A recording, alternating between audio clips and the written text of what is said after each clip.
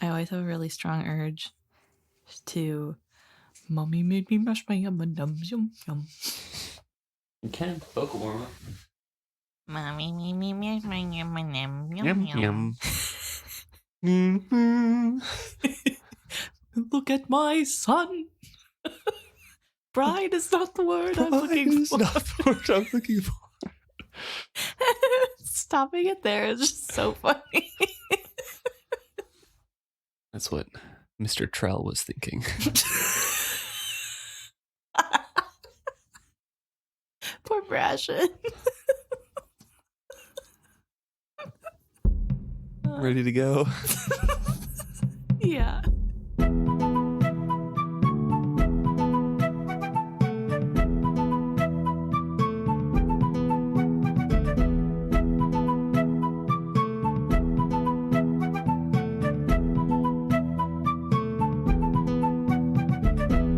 Welcome back to another episode of Is Fitz Happy? I'm Luke. And I'm Emma. And this week we're discussing Chapter 14, Serilla's Choice. Before we dive in, I do want to say that there is a content warning on this episode. We're not going to get explicit, but there are threats, and it is directly stated in here, hints of sexual violence. Yeah. Hints / directly relating to sexual violence. So this is about, as all of you, I'm sure, have read this, I hope. This is about Satrap handing Serilla over to the Chalcedean crew. So just as a warning, in case you want to skip this, that's all right. Yeah, definitely. If you need to skip it, go for it. We'll see you next week. All right. So with that said, we do jump in with Serilla on board ship with Cosgo and the Chalcedean crew around him. They've been on board for a little bit now, but it did take longer than Serilla wanted to get going because there was, of course, a bunch of administration things to do, and Cosgo would not be dissuaded from going. Right. And last time we left Serilla and Cosgo, they were still in the palace at Jamalia, and she had just brought up the idea of personally visiting Bingtown because they're trying to stop the animosity Bingtown traders are feeling. So originally the idea was to hear out the Bingtown traders and give them a deal that benefits them still, but doesn't give away any more power. Right. From Jamalia. So there was that aspect going into it, but now it's been a month or two since then, and they're on the sea, and things are kind of changing and not for the better. Yeah, so the part of the delay was Cosgo had to, he demanded his cabin be very large and everything, so they had to refit the ship. And then, once again, she is in the midst of an uncomfortable situation, and she has to remind herself that every lurch of this ungainly ship that is probably not balanced correctly because of those refittings to make the chambers larger for Satrap Cosgo have made it a very uncomfortable journey, but she's getting closer to Bingtown, which is what she wanted to begin with. Right. It also gives us a little insight into her background because it talks about how she has never been a good sailor or traveler, even before she was with the Satrap, which is really interesting because we don't really know a lot about who she was before she met Cosgo's father, but apparently she was in a family that dealt with ships because this isn't her first time on ship, but she has never been good with seasickness. Yeah. Either she has been on a ship before. I'm assuming it's just to travel to Jamalia because she never mentions that she's like a merchant or a fisherman or anything from that kind of background, and they don't leave once they are a companion. But we don't know. Well, I think the way she talks about it, because she talks about how she had never been a good sailor, not even when she was a girl, implies she's been on a boat more than once. Yeah. More than just going to Jamalia for whatever reason that she went there. Possible. But also, it would make sense if she was part of like a merchant family because they would have been a little bit more wealthy and would give her a reason to be studying. Yeah, studying and having the ability to read, which, I don't know. I guess it's hard because obviously Chalced wouldn't have allowed women to get educated in that way, it feels like. I guess we don't have any proof of that, but that just based off of how they treat women and what we know of that, I highly doubt there are a lot of highly educated women in Chalced, for particular reasons. But it's really hard to tell any other area that would I mean, Jamelia be better. also has that history of the Companions of the Heart, right? So True. they have Yeah. a history of scholarship in general Mhm. and valuing opinions from both sexes. Right. And, I'm just thinking if she was a merchant family, it would make sense why she had interest in Bingtown. Right. Yeah. Because if, like I'm sure her family would be talking about all the goods from Yeah. Bingtown. So So I don't know. I just, fan canon. yes, I just thought it was interesting that this is kind of the only background we get on her. Mhm. So she is very anxious to get to Bingtown. She's looking forward to it. And she goes into a little bit how she spent time packing and repacking and trying to pick out the best things to wear because she wants to look attractive but not promiscuous and out of Hmm. place. She wants to look stately but not dowdy. She just wants to fit in, and she's trying to pick outfits out that she knows will impress but fit in with their culture there. Right. And she's lamenting the fact that she doesn't have any jewelry Yeah. to go with it because they can only get what they're gifted by the satrap, really, as companions. And the old satrap only gifted her books and scrolls, which was fine, but now she's actually leaving the palace. Right. So it doesn't look as good, and she's Yeah, worried about the optics of that. I think it's also really interesting because this drew to mind Malta to me, but in a more sophisticated, grown up way, I right. guess, Yeah, where there is that acknowledgement that as a woman, how you dress is part of how people perceive you. I think that's yeah, true for everyone. I think yeah. the way you dress is what people define you by. And so, but especially for women, you want to walk the line of not being too pretty, but not being ugly and so unnoticeable. And so I just really thought that her sticking point of she still wanted to be seen as beautiful really put to mind Malta. And I'm like, this is who Malta could have turned into. Like if she wanted to do things more diplomatic instead of, I don't know, whatever it is that she's doing now. But I don't know. I just found it interesting to have that more grown up version of what we see Malta do because we spend so much time talking about how Malta is so immature. Right. Yes. So she was at least excited to be on this trip and to go, but that's really hard to think about now that she is on the ship and suffering from horrible seasickness. And, Well, not horrible, but, well, seasickness but nonetheless. slightly queasy. Yeah. And on top of that, she is also now stuck spending way more time with Cosgo and the Chalcedeans on board. When the young satrap had begun to let the feasts degenerate into celebrations of gluttony and lewdness at Jamelia, she had simply stopped attending those. But on board the ship, there was nowhere to flee his excesses. If she wished to eat, she must eat with the satrap. To leave this chamber and walk in the fresh air on the open deck was to invite the coarse attention of the Chalcedean crew. There was no relief there, even if she had had Cosgo's leave to depart the room. Satrap Cosgo and companion, do we want to say Keki or Kiki? I was saying Kiki in my head because it's more like a name. Yeah, Keki feels weird. Like it's Yeah, I'll stick with Kiki. okay. Satrap Cosgo and companion Kiki sprawled on the large divan of the chamber. They were both nearly insensible from pleasure herbs and smoke. Kiki had whined that they were the only way to keep her mind from her queasiness, and loudly lamented that never before this had she been so seasick. Serilla had been too tactful to ask if she might be pregnant.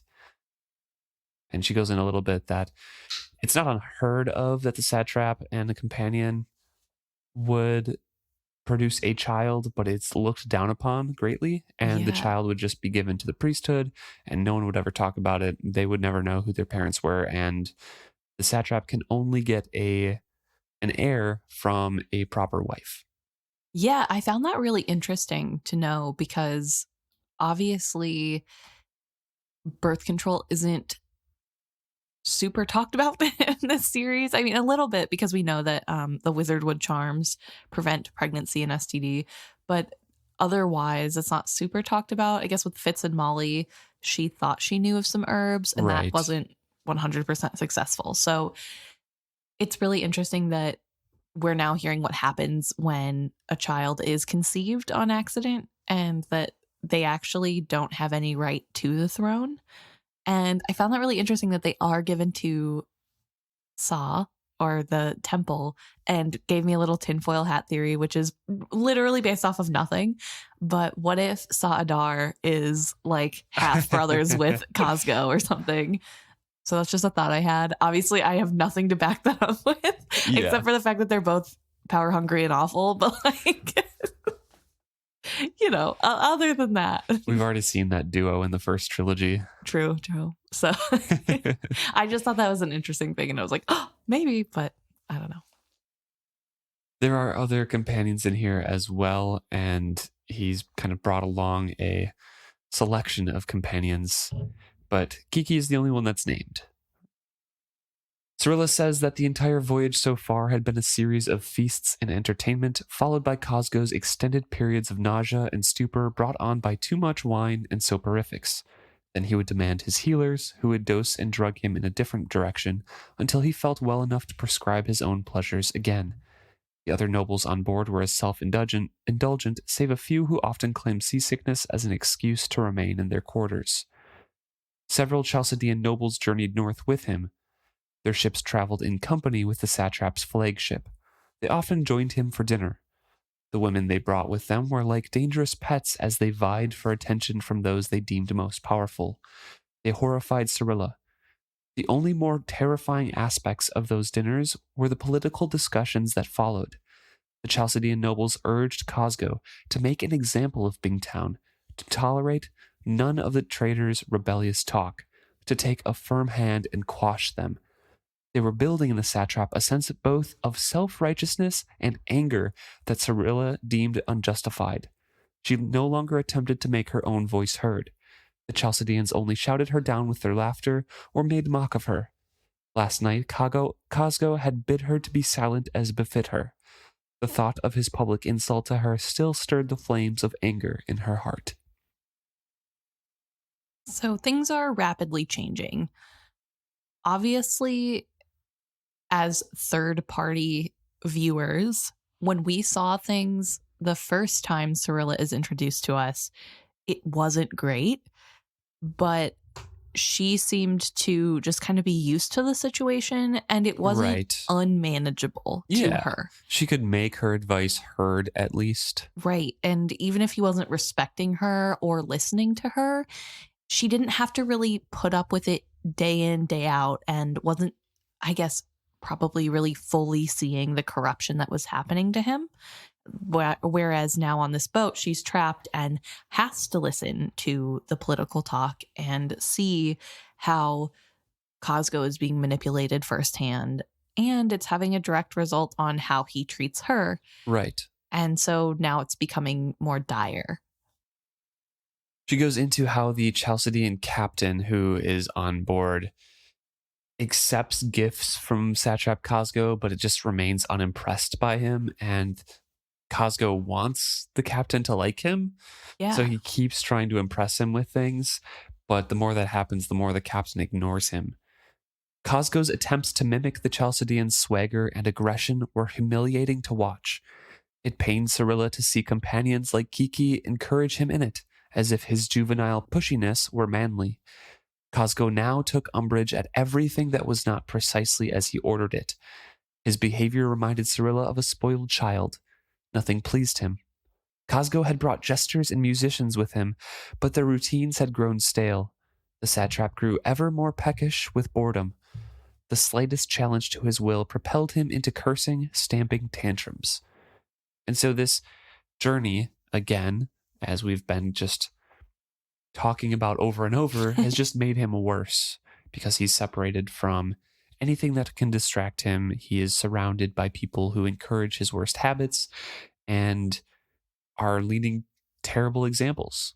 Yeah, it feels like at the palace, there are still some people who are kind of keeping him in check in a way, probably because they were worked with his father, and so he felt the need to impress them in that way. Like he wanted to live up to his father's reputation, which he clearly has an inferiority complex about. So I think that was kind of keeping him from devolving too far, but hidden away from that sort of judgment and counsel, he is falling deeper into these horrible habits. And Right. that means that there is not a lot that Serilla can do to have autonomy anymore. And she is really feeling the strain of that. But I don't think at this point she realizes how bad it is. Right. Yeah, I And don't either. and I think reading this, my first knee-jerk reaction was to be really upset with Serilla because she is a really smart woman. Clearly, if she was able to become a heart companion and is a scholar and does a lot of research, she has to be intelligent on some level. So why wouldn't she have seen this coming? And why would she just stay in a situation where it's getting worse and worse and worse? But I think when I was thinking about it deeper, I think first of all that it's probably like the boiling frog analogy, right? Which Right. is, Yeah. in case of the listeners don't know, it's this analogy that you can cook a frog alive by slowly turning up the temperature of the water and it won't jump out of the pot. But if you throw a frog into boiling water, it'll jump out because, the Just get set, more accustomed to it. yeah, you adjust. And so I think that's what this is just the slow worsening over time is something that Serilla hasn't fully been impacted by prior to this. And it was a lot easier before being stuck on a boat to just excuse herself from the situation. Right. And now she can't. So I think she doesn't realize how bad things could be because she hasn't had to face that yet. And she's still bound by her rules as a heart companion. Satrap had summoned her to his chamber this morning or today or whenever it is Yes. on the pretext that she was going to advise him. So she can't leave until he dismisses her. And she is ruminating while she's just watching them basically passed out Right. and sitting down at the table, just kind of waiting for him to wake up. And she's thinking back on the time of making the plans for this and what came to it. I also want to, before we get to that, the reason that Kiki and Satrap are passed out right now is because Kiki, whenever Serilla came in, got a little jealous, according to Serilla, and so tried to get Satrap's attention to herself and wouldn't let any conversation really happen between Serilla and Cosgo, and took up all his time, which was annoying for her because she doesn't even want to be there, so there's no reason to be jealous, but also makes her kind of pity Kiki because Kiki is following a path that will get her kicked out of being a heart companion in Serilla's mind. Not necessarily that. It's just that she'll get cast aside because giving in to Satrap Cosgo is what will make him quickly bore of you. Right. So she's thinking back on the start of this journey and how she tried to go alone. And he accused her of that. And it was true. She did want to be going to Bingtown alone, empowered to make decisions for a land she knew much better than he did. However, he was too jealous of his power to allow that. He, the reigning satrap, would descend upon Bingtown in all his power and glory and cow them with his might. The Bingtown traders would be brought to heel and reminded that he ruled them all by the grace of Sa. They had no right to dispute that. And she'd been confident that the council would dissuade him of that mad idea, but they were all too happy to let him go, except for a couple of the old counselors. And the Chalcedean allies that he had there also encouraged him, obviously. There had been many nights of drinking with them before the preparation for the journey began. She had heard of their bragging and promises. They would support him. Let him show these Bingtown upstarts who ruled Jamalia. His Chalcedean friends would back him up. He need not fear those festering rebels. If they dared to lift a hand against their rightful ruler, Duke Yadfin and his mercenaries would give them fresh reason to call their land the Cursed Shores. Even now, Serilla shook her head to herself when she thought of it. Could not Cosgo see that he could be used as a bait in a trap? If the Chalcedeans could provoke the old traders to kill him, they would have complete license to plunder and destroy all of Bingtown. So he brought a bunch of people with him, but he doesn't care about any of the pretext of why people want him to go. Right. He's lost sight of the plot, essentially. He is being led astray and thinking of this as, yeah, you're right. I'm going to assert my dominance over this place. And it was originally supposed to be there for negotiation. So it's getting kind of bad. But I do want to take a moment to talk about how I find it really ironic that Serilla is disgusted and annoyed by Cosgo, thinking he knows better and thinking that he is in control of the situation and that he's being so easily led astray or whatever. I think it's really ironic because Serilla herself has had no real world connection with the Bingtown traders. She has only read about their culture in books. And I'm not saying that that's not a good tool to use, but to pretend as though she knows better than the Bingtown traders is pretty funny, considering she's like, I can't believe Satrap Cosgo thinks he knows better. Like, yeah, because she does act like that. Yeah. And when she gets to Bingtown.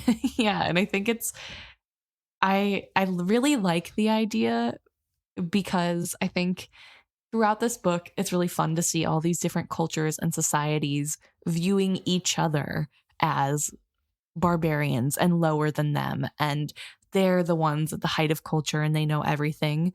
And I feel like it makes the world feel so much more real. And it's especially real to have a country or a group of people who are ruling over communities that are not their own and pretending like they know better. It, like, very real world, very funny to read in this context that, like, she doesn't even see that maybe she's also overlooking things or being persuaded to a certain viewpoint because of the author's bias that of the books she's read. It's all very interesting in there. She goes through an accounting of who is along with them as well. There's the flagship that Satrap Cosgo's on with a selection of companions as well as a full complement of servants and 6 nobles he had ordered to accompany him with their small retinues. But there's also a ship full of younger sons from noble houses accompanying alongside them. These he had lured into adventure with the prospect that, if their families invested in his expedition, their sons might be given grants of land in Bingtown. In vain had Serilla remonstrated with him about that. To arrive with these would-be settlers would insult the traders. It was a plain sign that the satrap had never taken their complaints about the new traders seriously. He ignored her. And to make matters worse, ranging ahead of the sailing ships and flanking them were 7 large galleys, fully armed with well-equipped Chalcedean mercenaries. Their announced purpose was to escort safely the satrap's vessel through the pirate-infested waters of the Inside Passage. Only when they were underway did Serilla discover that they would provide a further show of the satrap's power en route. They intended to raid and pillage any pirate settlements the ranging galleys discovered on the journey north.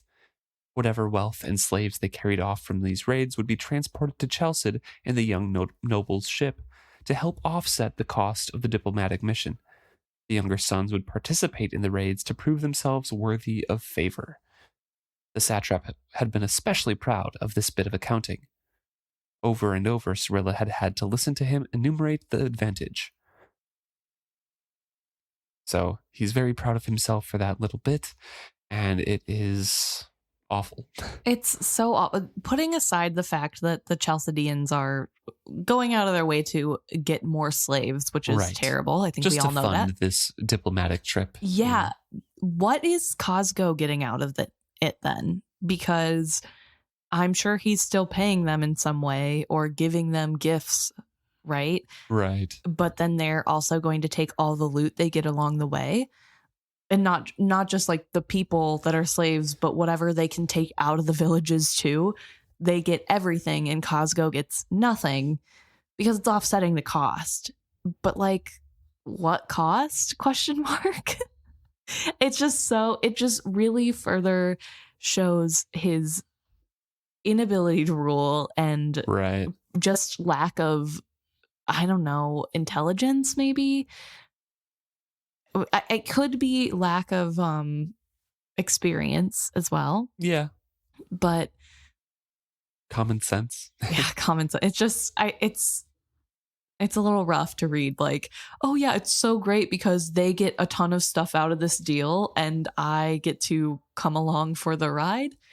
Yeah. We get a little insight into Cosgo's character here with the reasons that he does list. Hmm. One, Bingtown will be forced to admit that my patrol ships have discouraged the pirates. The slaves we take will be proof of that. Two, Bingtown will be impressed with the might of my allies and hence will be less prone to oppose my will. Three, we will be reimbursing the treasury for the cost of this little expedition. Fourth, it will make of me a living legend. What other satrap has ever gone forth like this to take matters into his own hands and straighten things out? What other satrap has ever been so bold? So we get a little insight into him here. He wants to be known. He wants to eclipse the name of his father, and we knew that from the previous chapter with Serilla and Cosgo as well. Serilla brought up his father, and Hmm. Cosgo does not like that. He wants to be seen as a good ruler in his own right, Right. and using Chalced in terms of his strength, in his eyes, is the right play, because then Bingtown will just be cowed and go along with whatever he says. Yeah, it is really interesting to have him show who he is in this way and to know that he really truly believes this is a great idea and an amazing show of power and there's no way this could backfire at all. And I think first of all it shows how little respect he has towards Bingtown, but it also shows how much he is underestimating this group. And I think part of that is because Bingtown is so far away that the growth that they've had probably isn't seen by the upper courts of Jamalia or Right. Jamalia. Like, It's just a backwater town, you know? yeah, they don't realize that it's actually growing now and becoming its own place in its own right. And so I think it's really interesting to have Cosgo come in and be like, oh, these backwater rodents will, they don't know what's coming, instead of realizing that these people probably have the means to fight back if they want to and are providing him with a lot of the funds that he needs to enjoy the lifestyle he has. Right. So instead of trying to come at it like, well, I don't want to lose the money, he's like, no, I'll show them who's boss, which Yeah. does seem to be a pattern with a lot of rulers. So who knows? Serilla lays out pretty neatly the bad aspects of this journey here. The Chalcedeans would take him to Chalced, hold him as a hostage, and make him a puppet ruler. Or maybe the most dangerous thing would be that the nobility of Jamalia would seize every scrap of power they could while the boy satrap was gone. Probably both will happen, she decided bitterly. And sometimes she even wonders if they're going to make it to Bingtown at all or just bypass it and go straight to Chalced. She's hoping fervently that they decide that it's in their best interest to go to Bingtown first. Right. She just doesn't know. Yeah. And Satrap Cosgo doesn't recognize that the Chalcedeans hold all the power here, or he just doesn't care. Right. He doesn't think that they would go against him. And I think to have even a drop of sympathy towards Cosgo, he has been raised as a person who can do no wrong and as the ruler of the world, and nobody would go against him. He is in charge. And Right. so of course he doesn't see the danger in what Chalced is doing because they're acting like all the other people have acted in his life, and that is giving him what he wants and providing him with new pleasures and agreeing with everything he says and telling him that he can be the man, he can be in charge. So yeah, he doesn't see the danger there because he's never really had to think about the danger, and he wasn't raised in a way that gave him any room to know what the dangers are. Right. So I do feel bad for him in that because of the way he was raised, so spoiled, it really hurt him in growing as an adult and understanding as a ruler what the dangers are in giving others that much power over you. Yeah. But also, he is a horrible person, so I kind of don't care. Serilla says that only 2 of his old advisors tried to dissuade him from it, but everyone else kind of just gave him gifts and all but nudged him on the ship. Just like, hey, yeah, go for it. Mm-hmm. But even though 2 of them tried to persuade him not to go, nobody offered to go with him. Right. He actually had to force some of the nobles to come along, and they agreed, but begrudgingly. And he still was unable to see any signs of conspiracy to be rid of him. 2 days ago, she had dared speak of her concerns to him. He had first mocked her and then become angry. You are playing on my fears. Well, you know how my nerves trouble me. You seek to upset me, to ruin my health and digestion with your wild talk. Be silent. Go to your cabin and remain there until I summon you. Her cheeks burned when she recalled how she had been forced to obey him. 2 grinning Chalcedean seamen had escorted her there. Neither one had touched her, but they had discussed her body freely in word and gesture as they took her there. She had set the flimsy door catch as soon as she was inside and then put her clothing chest against the door. He had let a full day pass before he called her. And when she went, she had no choice, with him grinning and his hands on his hips. When he asked, "Did you learn your lesson?" she had no choice but to say yes, eyes downcast. It had seemed the wiser course, but inside she had been seething.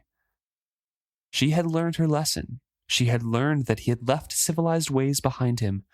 Before, he had been a man toying with dissipation. Now he embraced degeneracy. She decided to take her freedom as soon as she could. She owed this swine nothing. Only her loyalty to the satrapy troubled her conscience. She had silenced it by convincing herself that there was little she, a woman alone, could do to stop its decay. And ever since then, the satrap's just kind of waiting for her to speak out again. Right. But she's, being herself. Not too subservient, because that was never her, but still not challenging anything. Yeah, she's keeping her head down. And I do think it's important to talk about how she is, like you said, not being too submissive, but she is kind of going with the flow more than she had been before. And I think this is the start of the downfall of what happens. I think Cosgo finally acknowledged the power he had over her, or finally realized that he really is the one with the power in this dynamic. Right. Which is gross. But I also feel sorry for her because she is trying so hard to still uphold the oath that she gave to be a heart companion. She still wants to be of help, even in the face of danger and in the face of these men who are making fun of her for even speaking while they're present. She's still saying her piece. She's still telling him up until this point, hey, these are some things that are concerning. Maybe you should be thinking about that. And I just feel really bad because she clearly has a very strong moral character. And I think later, because of the trauma that happens due to this chapter, she becomes a little bit more harsh and power hungry. But I do want to say that I think in this moment, we can see that that isn't who she was always. And there is a sense of morality. And even though she is trying to, she does think of herself as better than the people of Bingtown and knowing more than them. I think she still is coming at that from a place of, it's not necessarily that she wants the power itself. It's just that it makes her feel important, which feels good. And then also it just proves that her life study was meaningful. It's not about the power necessarily. And it is coming from a good place, I think, to start. But yeah, here we have her realizing that things have changed and it's very different. And I'm so sad for her because I wish she would just take this time while he's passed out to leave. I mean, if he said anything, she could always just be like, yeah, you told me I could go. Like, he's not going to remember. Right. I'm sorry you said I could go. I thought I was allowed. There you go. And you don't have to sit there. But I don't think this could have been avoided the whole trip. So, I just hate what's coming up. So Serilla is staring at them, reflecting on Kiki as a heart companion, saying that she had no shame. She became a companion because of her strength of knowledge on the Chalcedean language and customs, but adopted their culture as well, and is trying to captivate the man in power with by any means necessary. And this is where Serilla says that's a shame that Kiki's path was the swiftest way to lose Cosgo's fascination with her. She would soon be discarded. Serilla only hoped Kiki's blandishments could keep him entertained until they reached Bingtown. So she's staring at them, and Satrap Cosgo opens up his eye and sees her staring. And she decides to continue to stare at him. She's like, well, he probably can't see me anyway, so I'm just going to disdainfully stare at him. And he can see her, and this kind of makes him angry. I do want to go back just for a moment to talk about how Serilla talks about Kiki and the other companions. Yeah. I think it's really, I don't know. I find it a little strange how little she thinks of the other women. I guess it sort of makes sense, right? Because she sees her role as not just being a good-looking side piece for the satrap. She sees herself as being a scholar and a voice of wisdom. Yes. And so I think part of it comes from that. But it is so strange too, though, to see her in this environment, see how women are treated and how it's not that she's not getting anything special for not going along with the way the other women are acting. You know what I mean? Right. There's just this sense of like, oh, I'm better than you guys because I am holding out to my morals. And I don't love that. It's a little icky because it's like they're just also doing what they need to do to survive. And I don't think, like, I don't know, it doesn't mean that they're not also smart. They're just choosing a different way to live. And that's okay too. And I don't know. So I just thought it was worth bringing up that she does throughout this whole chapter kind of have this disdain of like, oh, these Kiki and the other companions, they just roll around and revel in the drugs and debauchery, and I'm not like them. Yeah, that's kind of central to her character, right? She thinks she's better than everybody, including the old traders when she gets to Bingtown. Right. She knows the right way to do things. And she's consistently out of her depth. And that shows up in later parts of the story as well, where with Roed, I believe his name is, the young guy that she the young trader man who is like her lieutenant or whatever, but he starts to gain more power in the relationship anyways because she just doesn't know everything, doesn't know how to run things, but she thinks she knows the best. Right. Yeah. So I thought it was good to point out because it's not something that we are going to spend a lot of time on. Yeah. But I thought it was important to at least say that she does have faults and she is someone who is kind of a high and mighty person. But anyway, here she is thinking, well, he can't see me anyway. I'm just going to stare at him, and gets Cosgo up on the wrong side of the bed. Come here, he ordered her. She crosses over and stood an arm's length from his couch. You summoned me for consultation, Magnadon, she asked him formally. Come here, he repeated petulantly, his forefinger stabbed at a spot adjacent to his couch. She could not take those final steps. Her pride simply would not allow it. Why? She demanded of him. Because I am the satrap and I command it, he spat out. He was abruptly furious. You need no more reason than that. He sat up suddenly, shoving Kiki aside. She moaned dismally, but rolled away from him. I am not a servant, Serilla pointed out. I am a companion of the heart. She drew herself up straight and recited. Lest his head be turned by flattering women, lest his vanity be stroked by those who seek only to gain, let him choose for himself companions to sit beside him. Let them not be above him, let them not be below him, but let them speak their wisdom openly, advising the satrap only in each of one's specific area of erudition. Let him have no favorites amongst them. Let him not choose them based on comeliness or amiability. Let his companion not praise him. Let her not defer to his opinion. Let her not be fearful of disagreeing with him. For any of these things may compromise the honesty of her counsel. Let her shut up, Cosgo shouted and then laughed uproariously at his own wit. Serilla fell silent, but not at his command. She did not move from where she stood. I do want to say, kind of funny joke. Yeah, that kind of slaps. Like, I hate to admit it. I don't want to give Cosgo anything, but it's pretty good. It's a good play on words. Just like Wintrow's lecturing at you, just like, okay, don't preach at me, boy. Right. Like if this were in any other circumstance and he wasn't going to be as terrible as he is following this, it would be a lot funnier.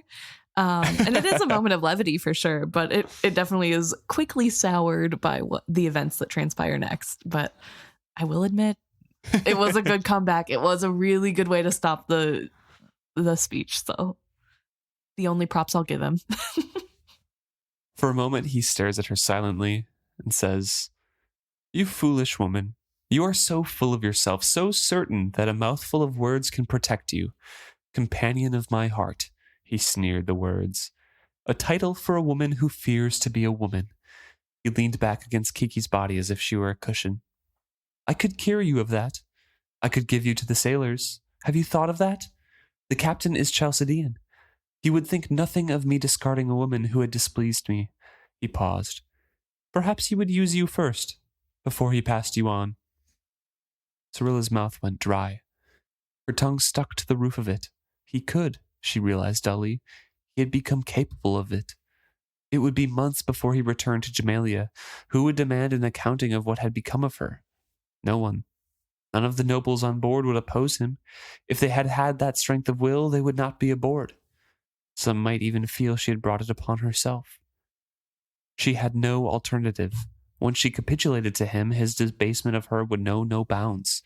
If she showed fear of this threat, he would continue to use it. She suddenly saw that clearly. Her only hope was to challenge him. "Do it," she said coolly. She stood up straighter and crossed her arms on her chest. She could feel her heart hammering inside her. He could do it. He might do it. If he did, she would not survive it. The crew was large and rough. Some of the female servants had already appeared with bruised faces and unsteady gaits. No rumors had reached her ears, but she did not need rumors to have suspicions. Chalcedean saw women as little more than cattle. She prayed he would back down. "I will." He lurched to his feet. He took 2 unsteady steps toward the door. Before I continue on, let's pause there for a second and discuss. Yeah. So I think this really is the moment for Serilla, the light bulb moment of how bad things are. Yeah. I really do think that she didn't think he was capable of doing something like this until he even suggested it out loud. Right, yeah. And she was able to realize how far things had come.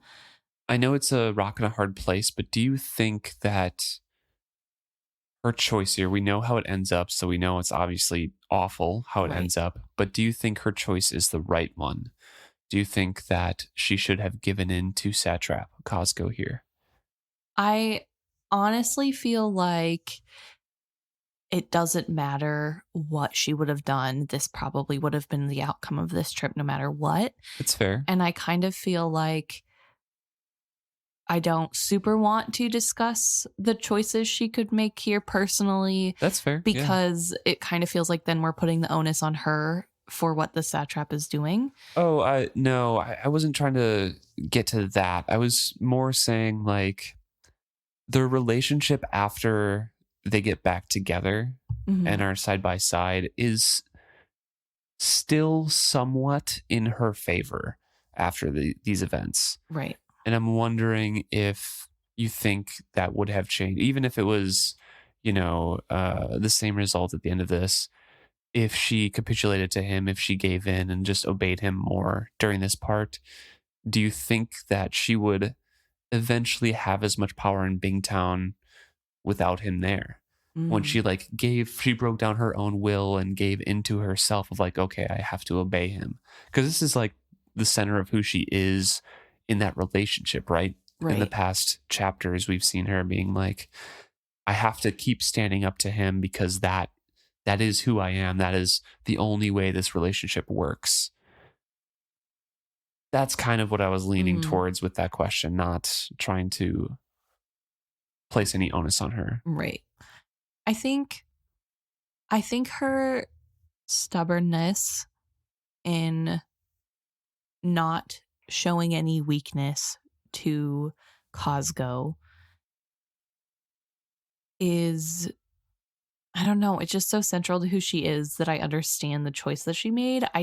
If she could have gotten over that and understood the bigger picture of lose the battle, win the war, I don't know. Maybe it would have given her more perspective and, Yeah. like, It's really hard to speculate on it. I don't yeah, know. I don't. I feel like if she did, she would lose. I think she's right in her thought here, is what I'm Mhm. kind of saying, is that she would lose something in that relationship in herself, that belief Right. in herself. And when this happens and they get to shore and the journey's kind of over, I mean, after they get back together, isn't Satrap Cosgo like super quote unquote sick? He's just like hungover and seasick and no Mhm. one's attending him anymore. He calls her back and she makes him sign something, right? Like she gets more power from him. Right. I feel like if she did give in at this point, she wouldn't have that fire still. She'd be like, I'll just kind of keep going along so nothing bad Mm, happens. I don't know. I think even if she had gone along, she would have still gotten what she wanted out of this, Okay. because I think even if you do, She does have incredible drive. yeah, and her goal ultimately is to get away from him, Yeah. number one, before this even happens, as we see. And number two, get some semblance of power and be able to be a prominent figure in Bingtown. Yeah. So I truly believe she would have gotten what she wanted either way. I think she is able to stand more firm and have less guilt about it because of the decision she makes here. Yeah. That's But fair. I think she would still be able to Okay. get what she wanted. Yeah. I think it's, yeah, but this in general is really, it's so yucky, right? Like, Right. I mean, she's hoping and praying for him to be bluffing here, to turn right, around. He's unsteady on his feet because he's hungover and her knees are trembling because of what might happen. right. And I feel really bad for her because up until this point, this has worked for her, right?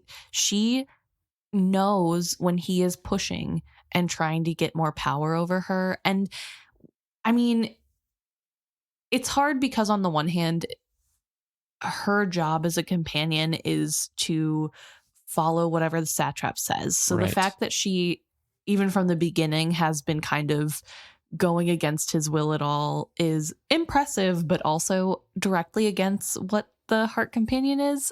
She does. She's I think she plays it like I'm going to the letter of what the rules say I Yes, have to do, which very is against Bingtown of what you her. want. Yeah. Yeah. But I think, like, I think it doesn't really matter when there is such a big power difference in their Yeah. dynamic, and especially when he holds the power of her safety over her. And Yeah. so, like, as much as I think there are problems with how Serilla views her role, and like there are things she could have done, it's also not really on her Right. to Oh make yeah. sure. Yeah, I'm just out loud so Hmm. everybody knows where we stand. It's not on her to make the satrap be a decent person and treat her like a human being. Yeah. And so I don't know. It just, yeah, I don't know. The whole situation is bad. I don't love it. Surprisingly. The satrap Cosgo goes to the door, stops and sways, although she doesn't know if that's just him being hungover or, indecision. And he turns and asks, "Are you sure this is what you want?" There was a leering taunt to the words. He cocked his head at her. "You would rather go to them than attempt to please me? I'll give you a moment to decide which you want." She felt dizzy and sick. It was the cruelest thing he could have done, to offer her this last chance. She felt her strength ebbing away from her. She wanted to fling herself to her knees and beg his mercy. Only her conviction that he had no concept of mercy held her still and upright. She swallowed. She could not reply. She clung to her silence and hoped it would pass for refusal. And that's also true, because if she did go down to her knees and beg for mercy, there's no telling what he actually would do. Right. He could still follow through with it. Yeah.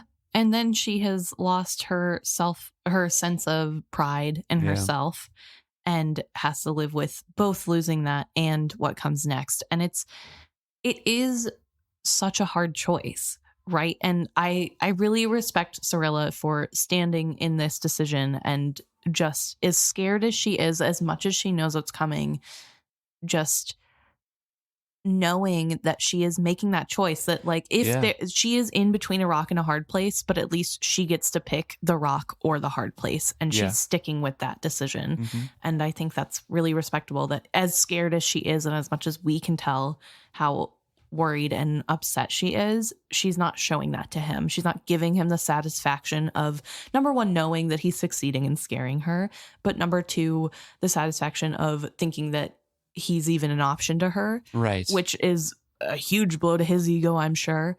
And I don't know, my heart breaks for her in this moment. Mr. Disgusting has one more barb to say, blaming her, saying, "Remember, Serilla, you chose this. You could have had me." And then he taps the sailor that's outside the door and says, "Run a message to your captain, my good man. Tell him that I offer him one of my women, the green-eyed one. Warn him that she is bad-tempered and unwilling. Tell him I have found her a sweet mount all the same. Have him send someone to claim her." And we know this is where she is just in the captain's cabin for an undetermined amount of time after this. Right. Yeah, it's such a hard chapter, I think, to discuss and to talk about, because it's hard. I don't love Serilla as a character on the whole. I think that she has a lot of flaws, and I think that she definitely isn't like the best person in the world. Do you not like her as a character, or do you not like her as a person? I guess I don't like her as a person. Like, I don't think she would be somebody I would necessarily hang out with in my free time if I chose to. But also, in this moment, that's not the most important thing. Oh, yeah. No. And so I think that's a hard thing to do, to like talk about something as deep as this and as harmful as this, in a way where like we don't want to pretend like Serilla is the most amazing person in the world, or that she always makes good decisions. But at the same time, I think out of respect to her in this situation, it's okay to just admit that like this is a bad situation and nobody deserves this, like least of all Serilla. And 100%. So I think that's the hardest part about talking about this chapter, I think, is just, it's not that, I don't know, there can't adding the nuance is the hard part, but I guess that's what we signed up for whenever we decided to do this podcast. Yeah, I know. Yeah, there's often chapters in these books, all of these books, where you don't want to have to dissect it. You just want to say like, "Oh, this sucks," and then move on. Or like, "Oh, I hate this," and then move on. But like, that feels a disservice to all of you. Yeah, and it feels a disservice to Hobb's writing, right? I mean, if you just breeze past it, where's the development? Yeah. And I hate saying that, because this is often used as a crutch to quote unquote character development for women in fantasy books. Yeah. But since we get a view inside of Serilla's head, you can actually see what happens and why she makes her decisions and where it comes from and where it goes. And it's not necessarily just a lazy writing piece, I don't think, because this is the situation she's in. This is a most likely outcome of what would happen. Yeah. Like, it's most likely that Cosgo would go to Bingtown with Chalced and not leave Serilla alone with her own power. And what do Chalcedeans do? They treat women like cattle. So like, it makes narrative sense, I think, but it's still hard to discuss character development in this case because of that like overshadowing everything. Right. And I do think we have had somebody write in before, I think before we even started this series, this trilogy, about how they thought it was important that these sort of situations are put in these books. And especially the fact that it is centered on the female voice being the ones to talk about what is happening to them. Mm-hmm. Because we don't get to see that a lot in media portrayed. We don't get to see how a woman deals with that or what goes through their mind. It's always just, it's something done to them and then helps them grow as a better character or whatever. Right. That's the trope. And so I think as much as I don't love that we have to read it and that, you know, that it's brought into the fantasy setting, because honestly, I personally like going to read fantasy to get away from real world things. It's still something that can give perspective to people who would read this who wouldn't otherwise get that perspective. And I think especially because Robin Hobb does such a good job of making all of these characters so real, so 3D. She gives them so much personality, and there is moral grayness in every single character. There's not a single character who is 100% good or 100% bad. Yeah. I think that makes it a much better piece of writing and much easier to be able to come in and give nuance to it. Mm-hmm. And it's not just something that happens to further the plot. It is, like you said, it feels like it's something that had to have happened because of the situation they're in. It's real to the world, but not overbearing with trying to throw that in as a plot device. Yeah, exactly. Yeah. I may have some thoughts about the Kenneth thing later on. Yeah. Whether that's, you know, thrown in or needed to happen as it was. But yeah. But this one does not feel like that. Yeah. And I don't know. I will say I'm still not a fan of these scenes in general. These scenes of this happening at all in books. And I just personally don't think I will ever think they're okay or needed. But I also know that I am just one person and my opinion doesn't make up the masses. And that's okay too. And sometimes people need to read stuff like this to have empathy for it. So if that's what it does, cool. But like personally, I'm not loving any of this. Well, thank you so much for those who have listened to this and have tuned in. Please let us know your thoughts. We're trying to be as sensitive to the topic as we can. Mm-hmm. I know I am not an expert, and neither is Emma in any of this sort of thing. Definitely so not. please let us know if we can discuss things in a better way in the future, or if you have thoughts about our thought process on the characters, or want to share your own. You can email us at isfitshappy@gmail.com, or you can message us directly or comment on any of our posts on our social medias. We're at isfitshappy at Facebook, Instagram, Twitter, Threads, and on YouTube as well. So you can find us on any of those, or you can just go to our website, isfitshappy.com, and you can find a more links tab at the top that you can click, and you can find any of those. Thanks so much. Yeah. Sorry for the downer week, but we look forward to next week with you guys. Next week, I think we get more Malta. So well, it'll be an upper after this one. So all right. Thank you, guys. Thanks, guys.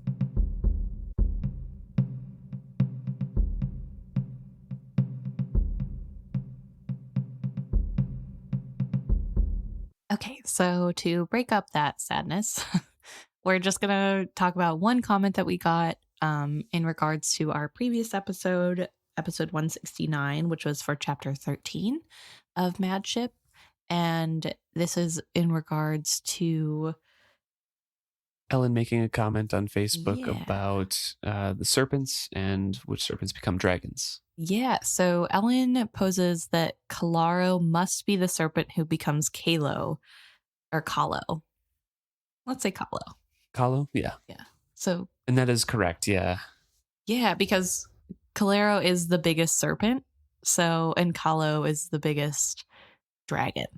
So, yeah, that was a really good point out, call out. We have another potential answer to which dragon is which. I think the only two that are kind of guaranteed are Malkin turns into Mercor and Kalaro turns into Kalo. Who's Hebe? Don't know. There are some theories that it might be Shriver, but not sure. Interesting. To be fair, in my head, first of all, I didn't ever go check to see which serpents were which and which dragons matched personality-wise or color-wise, but I thought it'd be funny if Hebe was Mercor. But like... There is one comment. This is from 7 years ago on a Reddit thread, so I don't know if it's completely accurate. But it says that Malkin becomes Mercor, Kalaro becomes Kalo, Serilla becomes Tarman's legs, tail, and other modifications. Okay. And Teller and Silic die during the final battle, as did the White Serpent, they think. And She Who Remembers dies on the way up the Rainwild River. So... no mention of Shriver. We don't really have much on Shriver, so that's kind of where the theory comes in. It's maybe Hebe. Fair. Anyway, thank you, Ellen, for letting us know about Kalo and Kalaro. Reddit apparently agrees with you, so and so do we. So thank you for writing in, and thank you to everybody else who writes in every week. We always look forward to hearing what you guys have to say. Yeah. See you next week.